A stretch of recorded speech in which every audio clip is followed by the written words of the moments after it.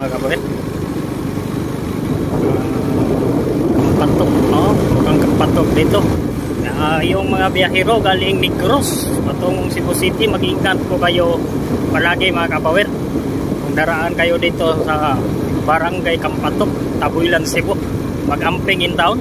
Ang gikan po nanggaling doon sa proper ng Cebu City, Mandawi City, papuntang north para sa Tabuilan, galing Logo punta dito sa Tabuilan, yung sugod Logo Cebu City, yung may daan dyan sa Logo. Kung dadaan po kayo ng Tabuilan, mag-ingat po kayo palagi mga kapawid.